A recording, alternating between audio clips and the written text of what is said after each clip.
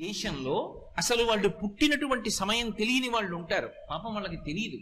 వాళ్ళు జాతకర్మ చేయించుకున్న వాళ్ళు కారు. వాళ్ళకి జాతకాలు తెలియనప్పుడు ఎవరైనా ఇబ్బందులు పడుతున్నారనుకోండి, పెద్దలు ఏం చేస్తారంటే వాళ్ళు పడుతున్న ఇబ్బందిని వింటారు.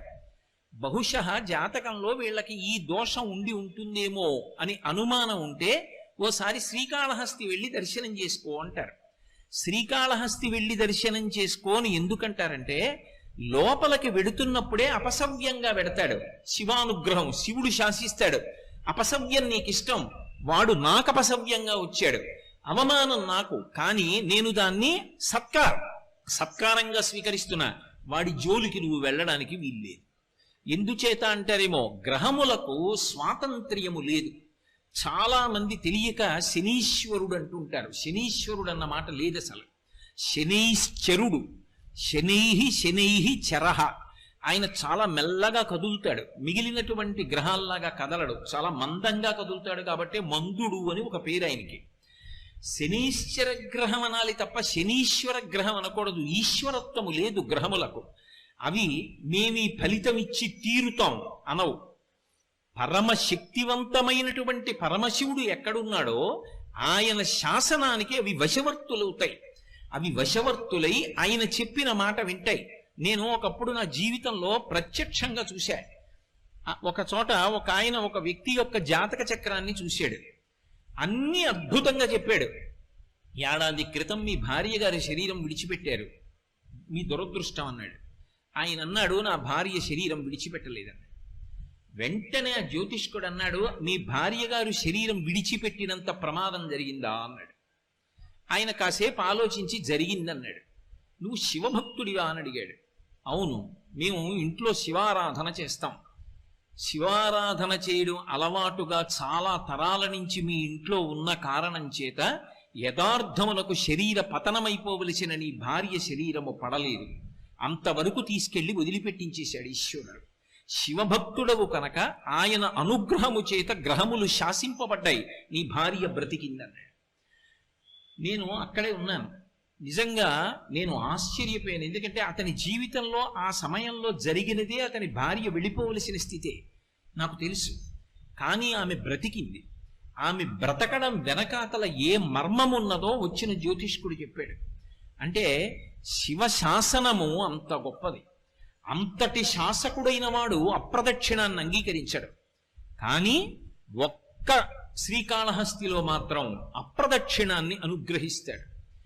ఈ క్షేత్రమునకు ఇంకొక గొప్ప విశేషం ఉన్నది. నవగ్రహములను కవచముగా కట్టుకుని ఉంటాడు. కవచం ఎవరు కట్టుకుంటారు? యోధుడు కట్టుకుంటాడు. యోధుడి వలన కవచమునకు కీర్తొస్తుందా, కవచము వలన యోధునకు కీర్తొస్తుందా? అంటే ఎంత గొప్ప యోధుడు కట్టుకుంటాడు అన్న దాన్ని బట్టి కవచానికి కీర్తొస్తుంది. నవగ్రహములు ఆయనకి కవచమై ఉంటాయి. అయినప్పుడు ఆయన చేతిలో అవి ఒక ఉపకరణం లాంటివి, ఆయన తీసి పక్కన పెట్టేటటువంటి ఒక ఆభరణ విశేషం లాంటివి అవి. ఆయనకి ఎవడు భక్తితో ఉంటాడో అటువంటి వాడిని గ్రహములు కూడా చెనకలేవు. నమఃశివాభ్యాం అశుభాపహాభ్యాం అని ఆయన అనుగ్రహాన్ని పొందాడనుకోండి, ఆపద వచ్చేస్తోందని మనకి తెలియదు.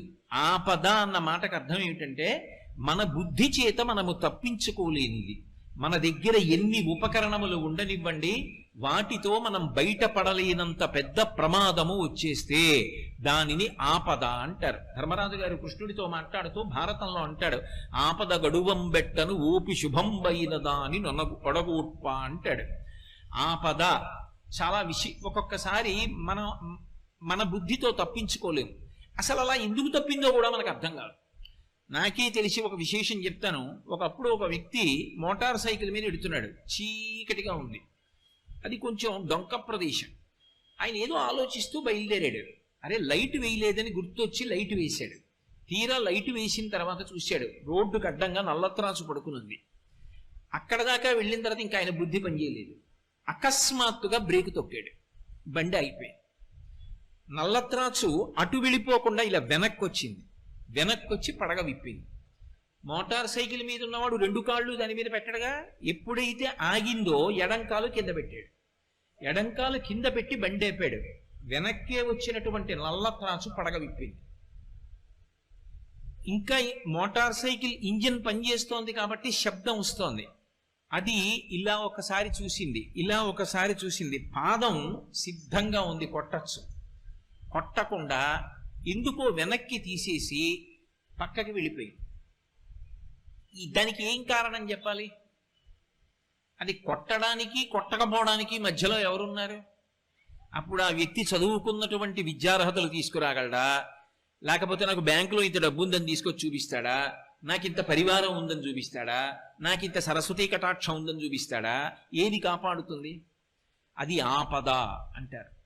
ఆ సమయంలో పామా నువ్వు ఆయనను చెనకవద్దు, తప్పుకో, వెళ్ళిపో వెనక్కి అని శాసించగలిగిన వాడు ఒకడు ఉన్నాడు. వాడు నీ మాంస చక్షువుకు కనపడవచ్చు, కనపడకపోవచ్చు. అటువంటి వాడెవరున్నాడో వాడు మాత్రమే ఆపద తీసేస్తాడు. ఆపద చెప్పకుండా ఎలా తీస్తాడో శుభం ఇచ్చేటప్పుడు చెప్పకుండా అలా ఇస్తాడు. నీ మీద నేను ప్రీతి చెందానోయ్, రేపు నీకో శుభవార్త చెప్తున్నాను అనేం చెప్పడం, చెప్పకుండా శుభాలు ఇస్తాడు. అలా శుభాలు ఇవ్వడం తప్ప అశుభం చెయ్యడం చేత కాని వాడెవరో ఆయన్ని శివ అని పిలుస్తాడు. అటువంటి శివుడు అశుతోషుడైన క్షేత్రం శ్రీకాళహస్తి. అందుకే ఈ క్షేత్రం దగ్గరికి వచ్చేటప్పటికి ఒక విశేషం ఉంటుంది. మీరు ఏం చేశారన్న దానితో సంబంధం ఉండదు.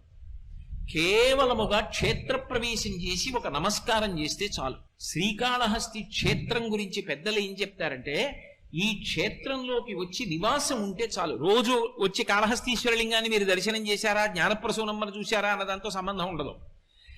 ఈ క్షేత్రంలో నివాసం చేసి ప్రాణం వదిలిపెట్టేశాడు అనుకోండి, వాడు మోక్షమునే పొందుతాడు. ఎందుకంటే వాడు కైలాసవాసం చేసిన వాడితో సమానం. అందుకని వాడిని ఇంకొకళ్ళు ముట్టుకోవడానికి వీల్లేదు. శ్రీకాళహస్తి ప్రవేశమునకు ఒక్కదానికే సాక్షాత్ కైలాస ప్రవేశము కిందే శాస్త్రం తీసుకుంటుంది. అంత గొప్ప క్షేత్రం. ఇటువంటి క్షేత్రంలో నది అంత గొప్పదై ఉండడం, విఘ్నేశ్వరుడు సర్వోత్కృష్టమైనటువంటి స్థితిని పొంది ఉండడం ఒక అద్భుతమైనటువంటి విశేషం. సాధారణంగా క్షేత్రానికి ఒక నది ఉంటుంది, ఒక పుష్కరిణి ఉంటుంది. అన్ని వేళలా నది చాలా చాలా గొప్పది, ఈ నది కన్నా ఆ నది అంత గొప్పది అని చెప్పడం సాధ్యం కాకపోవచ్చు. నదిగా ఎప్పుడూ గొప్పదే, ఏ నది కూడా తక్కువ కాదు, అన్ని నదులు గొప్పవి. కానీ ఒక గంగా నది ఉందనుకోండి, గంగా నది కన్నా అని చెప్పాలంటే దానికి ఒక ప్రమాణం ఉండాలి. గంగా నదితో పోల్చాలి, ఒక ప్రమాణం ఉండాలి. కానీ ఇక్కడ ప్రవహించేటటువంటి నది సువర్ణముఖరి అని పిలువబడుతుంది. సువర్ణముఖరి నది ప్రవాహం ఉన్నటువంటి క్షేత్రం. ఎందుచేత అంటే యథార్థమునకు శ్రీకాళహస్తిలో నది లేదు. ఒకప్పుడు అగస్త్య మహర్షి ఈ ప్రాంతానికి వచ్చి శంకరుణ్ణి పూజ చేసి ఆయన ఇక్కడే తపోవనాన్ని ఏర్పాటు చేసుకుని తపస్సు చేశారు. అగస్త్యుడు మహాశివభక్తుడు. ఆయన పాద స్పర్శ పొందినటువంటి ప్రదేశం ఇది. అంత గొప్ప ప్రదేశం కాబట్టి అగస్త్యుడు తపస్సు చేస్తున్నటువంటి సమయంలోనే ఇక్కడికి ఋషులందరూ వచ్చారు. ఆయన ఎక్కడుంటే అక్కడ ఉంటారు ఋషులందరూ. అసలు మీకు ఇంకొక ఆశ్చర్యకరమైన విషయం చెప్పాలి అంటే, లోకంలో అందరూ దేవతల్ని ఆరాధన చేస్తారు. అగస్త్యుడు ఎక్కడైనా ఉంటే దేవతలు తమ స్థానాలు పెట్టుకుంటారు. నేను రోజు వచ్చి ఇక్కడ కూర్చుంటాను అగస్త్యుడిని చూడడానికి, అందుకని ఇది నా స్థానం అని చెప్పి ఏ దిక్కున ఉండవలసిన దేవత ఆ దిక్కున ఆశ్రమంలో కూర్చుంటాడు. ఎందుకు కూర్చుంటాడో తెలుసా? అగస్త్యుడు చూడడానికి కాదు, అగస్త్యుడిని చూడడానికి. కావాలంటే మీరు రామాయణం చదవండి, ఆయన ముద్ర అలా ఉంటుంది. పరమశివుడుగా ఉన్న భగవంతుడు కూడా ఆయన వలన ఉపకారమును పొందుతాడు. పార్వతీ కళ్యాణంలో భూమి యొక్క భారాన్ని నిలబెట్టినవాడు, సూర్యగమనం కోసమని వింధ్యపర్వతం యొక్క అహంకారాన్ని అణిచినటువంటి వాడు, కాశీపట్టణం మీద అంత మక్కువ కలిగినటువంటి వాడు, ద్రవిడ దేశానికి కావేరీ నది ప్రవాహాన్నిచ్చి వ్యాకరణాన్నిచ్చి అనుగ్రహించినటువంటి వాడు, అంతటి మహానుభావుడు అగస్త్యుడంటే. అటువంటి అగస్త్యుడు శ్రీకాళహస్తి మీద వ్యామోహం పొందాడు. ఇక్కడికొచ్చి తపోవనాన్ని నిర్మించుకుని తపస్సు చేశాడు. అప్పుడు ఋషులందరూ అడిగారు, ఇక్కడ ఒక నది లేదు, నది తీసుకురండి అని అడిగారు. ఆయన అన్నాడు, ఒక నది రావాలి అంటే ఒక పర్వతం మించి ప్రవహిస్తుంది. ఎందుకంటే నదులన్నీ పర్వతానికి కూతుళ్ళ లాంటివి, పర్వతాల మించి వస్తాయి. ఏ పర్వతం మించి నేను తీసుకురావాలని అడిగాడు. వాళ్ళు అన్నారు, నీకే తెలియంది మాకు తెలుస్తుందా? మాకు తెలియదన్నారు. మరి ఎవరిని అడగాలి అంటే, అగస్త్యుడు గొప్ప గాణాపత్యుడు. ఆయన మహాద్భుతమైనటువంటి వినాయకోపాసన చేస్తాడు. అసలు ఆయన చేయని ఉపాసన లేదు. అంత గొప్ప ఉపాసకుడు. వినాయకుడిని చాలా తొందరగా ఎలా అనుగ్రహింపచేసుకోవాలో ఆయనకి తెలిసినట్టు ఎవరికి తెలియదు. ఆయన ఒక మాట చెప్పాడు, గజాసుర సంహారాన్ని పాతాళలోకంలో గణపతి చేశాడు, అందుకని కపిలవర్ణం పొందాడు, అందుకని కపిలుడు అని పేరు పొందాడు. ఇప్పుడు కపిలుడు అంటే నల్లగా ఎర్రగా 2 రంగులు కలిసి ఉంటే కపిలవర్ణం అంటారు. చాలా మంది కపిలవర్ణం అంటే నల్లా అంటూ ఉంటారు. నల్లావు కాదు, నలుపు ఎరుపు కలిసి ముద్ద రంగు పొందితే కపిల ఆవు అంటారు, కపిల గోవు అని పిలుస్తారు. ఆయన గజాసురుణ్ణి చంపాడు. ఏనుగు ముఖం ఉన్న వాడి చేతిలో తప్ప నేను మరణించనని వరం అడిగాడు గజాసురుడు. అనుగ్రహించాడు పరమాత్మ.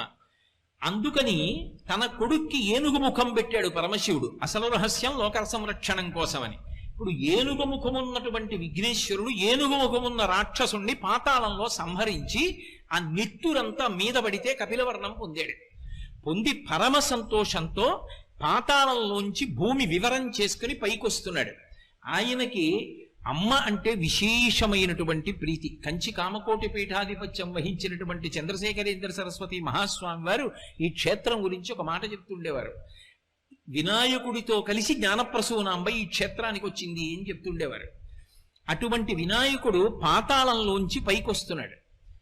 అగస్త్య మహర్షి వెళ్ళి ఆయనని ఆరాధించవలసినటువంటి రీతిలో ఆరాధన చేశాడు. ఆయన వెళ్ళి గణపతిని దర్శనం చేశారు. అందుకే ఇక్కడ పాతాళ గణపతి. ఇంకొక పెద్ద విశేషం ఉంది. అసలు గణపతి ఎక్కడుంటారు అంటే మూలాధార చక్రమునందు ఉంటాడు. మూలాధారం అన్ని చక్రాల కిందకుంటుంది, ఉదస్థానమునందు ఉంటుంది. కాబట్టే మూలాధార క్షేత్రస్థితం అని ముత్తుస్వామి దీక్షితారు వారి కీర్తన. మూలాధారం కిందకుండాలి కాబట్టి ఇక్కడ ఉన్నటువంటి గణపతి మూలాధార సూచనగా కిందకుంటారు. పాతాళ గణపతి అన్న పేరుతో ఉంటారు. సాధారణంగా మీరు ఎప్పుడైనా సరే గణపతి ఉపాసనలో ఒక విశేషం ఉంది. గణపతి తత్వం అంతా 16 అంకె మీద పెడుతుంది. అందుకే ఆ 16 నామములు చదవాలి. ప్రతిరోజు కార్యక్రమం దేంతో మొదలవ్వాలి అంటే విఘ్నేశ్వరుడి యొక్క 16 నామములతో మొదలవ్వాలి. ఒకవేళ నాకు చదవడం రాదనుకోండి, కనీసం నేను ఒక కాగితం మీద రాసుకుని చదవాలి. నాకు అలా చదవడం కూడా రాదనుకోండి, చదివే వాళ్ళు ఇంట్లో ఒక్కళ్ళైనా ఉండాలి. వాళ్ళు నోట్లో చదవకూడదు. మిగిలిన వాళ్ళు చదవడం రాదు కొంతమంది ఉన్నారనుకుంటే ఆ స్తోత్రం రోజు పైకి చెప్పాలి. అందుకే ఆ స్తోత్రం గురించి అంత గొప్పగా చెప్తారు ఇప్పటికీ పెద్దలు. సుముఖశ్చైకదంతశ్చ కపిలో గజకర్ణకః లంబోదరశ్చ వికటో విఘ్నరాజో గణాధిపః ధూమకేతుర్గణాధ్యక్ష ఫాలచంద్రో గజాననః వక్రతుండ శూర్పకర్ణో హేరంబ స్కందపూర్వజః షోడశైతాని నామాని పఠేత్ శృణుయాదపి. నువ్వన్నా చదువు, శృణుయాదపి కనీసం విను. విద్యారంభే వివాహే చ ప్రవేశే నిర్గమే తథా సంగ్రామే సర్వకార్యేషు విఘ్నస్తస్య న జాయతే. దేనికైనా సరే ఇది చదవవలసింది. ప్రవేశే నిర్గమే తథా. అసలు రహస్యం అంతా అక్కడ పెట్టారు. లోపలికి వచ్చినా బయటికి వెళ్ళినా, ఏ లోపలికి వచ్చి బయటికి వెళ్ళాం, అసలు అది పెద్ద విశేషం ఆ స్తోత్రంలో. ఈ 16 నామములను మాత్రం నువ్వు చెప్పి తీరాలి. ఒకవేళ నువ్వు చెప్పడం చేత కాకపోతే ఇంట్లో ఎవరైనా పైకి చదివితే విను. వినకుండా కార్యాలు ప్రారంభం చెయ్యవద్దు, ఒక రోజు పని మొదలు పెట్టవద్దు అని పెద్దలు చెప్తూ ఉంటారు. 16 నామముల మీద ఆయన తత్వం నడుస్తుంది. ఒక్క శ్రీకాళహస్తి క్షేత్రానికి మాత్రం ఒక విశేషం ఉంది. ఇక్కడ విఘ్నేశ్వరుడు అగస్త్యుని యొక్క పూజకు సంతసించి ఒక విశేషాన్ని ప్రకటించాడు. 16లో 4వ వంతు ఈ క్షేత్రంలో ప్రవేశించి పాతాళ గణపతి దగ్గరికి వచ్చి చెప్తే చాలు. 4 నామములు పలకాలి. ఇక్కడ గణపతి దగ్గరికి వెళ్ళి అథవా వెళ్ళి అక్కడ నిలబడి చెప్పి బయటికి వస్తుంటే వెనకాతల చాలా మంది ఉండిపోతారు కదండి అనుకుంటే, మెట్లు దిగక ముందే నిలబడి 4 నామములు చెప్పాలి. ఏమని చెప్పాలి అంటే గజాననారి అంటే ఏనుగు ముఖము కలిగినటువంటి అసురుడు, రాక్షసునికి శత్రువైనటువంటి వాడు. గజానన అంటే ఏనుగు ముఖం ఉన్నవాడు, అరి అంటే శత్రువు. గజాననారి ఏనుగు ముఖము కలిగినటువంటి రాక్షసునకు శత్రువైనటువంటి వాడా. అలాగే అగస్త్యుని చేత స్తోత్రము చెయ్యబడినటువంటి వాడా. కనీసం నామంగా అక్కర్లా, ఇలా చెప్పినా చాలు. 3వది పరమ భాగవతోత్తములైన వారు ఎవరుంటారో వాళ్ళ యొక్క ఈప్సితములను నెరవేర్చేటటువంటి లక్షణము కలిగినటువంటి వాడా.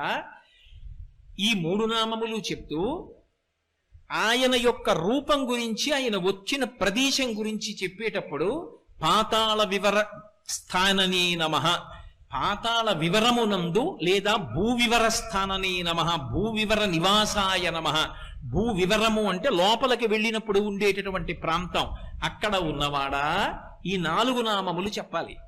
ఈ 4 నామములు కనీసం దేవాలయం దగ్గర ఓ బోర్డన్నా ఉండాలి, తెలియని వాళ్ళ కోసం.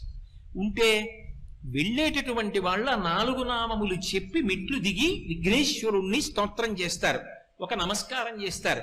అంటే 16 నామములు చెప్తే ఇచ్చేటటువంటి ఫలితం ఇక్కడకొచ్చి 4 నామములు చెప్తే నేను కాపాడతానని ప్రతిజ్ఞ చేశాడు. అందుకే అగస్త్యుణ్ణి అనుగ్రహించి, నీకు స్ఫురణలో లేదు, మరిచిపోయావు, ఇంతటి మహానుభావుడివి కూడా, బ్రహ్మగిరి అని దగ్గరిలో ఒక పర్వతం ఉంది, నువ్వు ఆ పర్వతం మీద తపస్సు చేసి అద్భుతమైనటువంటి నదిని ప్రవహింపచేస్తావు, దిగ్విజయమస్తు, నీకు ఏ విధమైన విఘ్నం కలగదు, బయలుదేరమన్నాడు. బ్రహ్మగిరి మీదకి వెళ్ళి అగస్త్య మహర్షి తపస్సు చేశారు.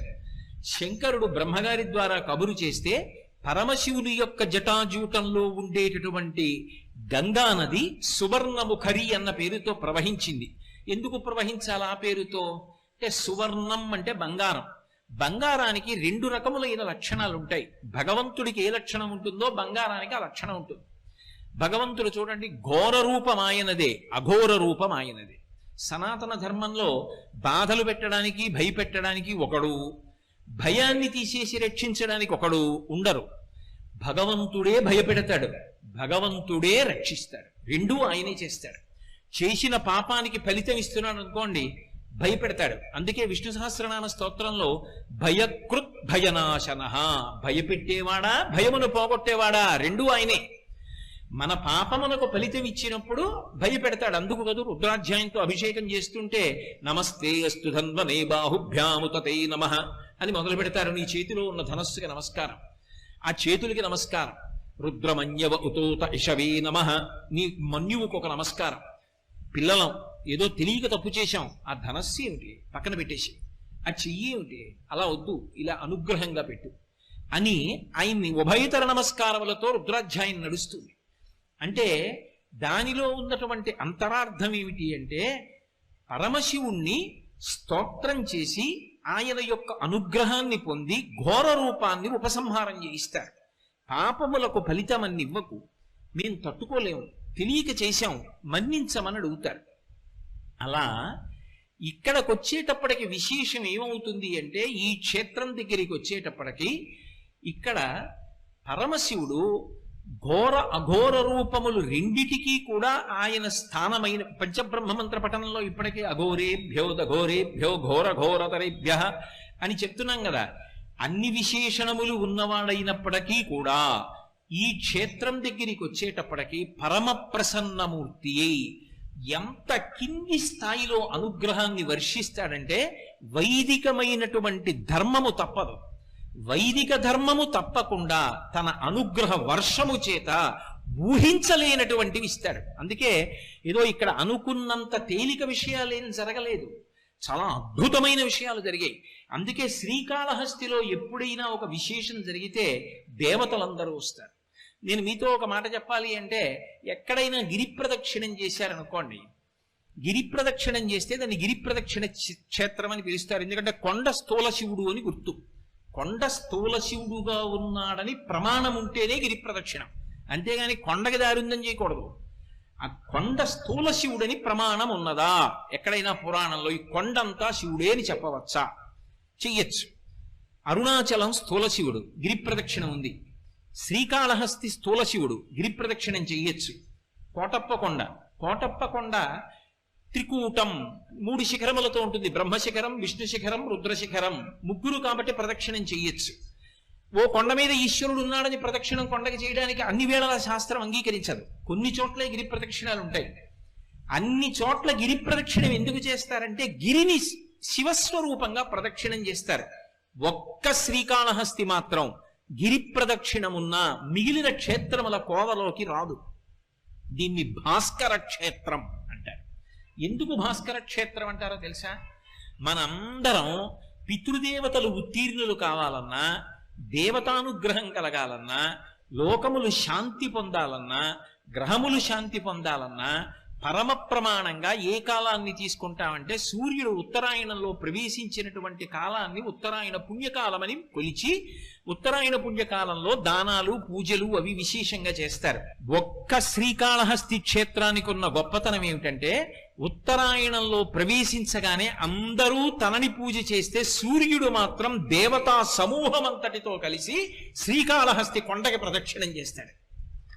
అలా ఎక్కడైనా సూర్యుడు ప్రదక్షిణం చేస్తే పర్వంలో దాన్ని భాస్కర క్షేత్రం అంటారు. అటువంటి చోట దానికి చాలా పద్ధతులు చెప్తారు పెద్దలు. ఒక్క శ్రీకాళహస్తి విషయంలోనే ఆ పద్ధతులన్నీ చెప్తారు. అలాంటి పద్ధతిలో ప్రదక్షిణాలు కాని చెయ్యగలిగితే అటువంటి వాడు జన్మరాహిత్యానికి కూడా వెళ్ళిపోతాడు. అంత గొప్ప క్షేత్రం శ్రీకాళహస్తి క్షేత్రం. పరమాద్భుతమైనటువంటి క్షేత్రం శ్రీకాళహస్తి భాస్కర క్షేత్రం. ఈ కొండ అంత గొప్పది.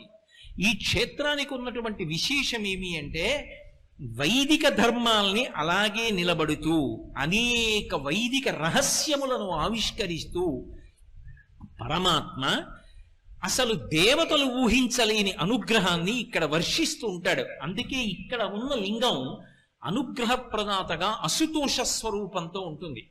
అసుతోష స్వరూపానికి ప్రధాన నియమం ఏమి అంటే వాయువు అయి ఉంటాడు. అందుకే వాయువుని పరబ్రహ్మంగా చెప్తారు. నమస్తే వాయు త్వమేవ ప్రత్యక్షం బ్రహ్మాసి.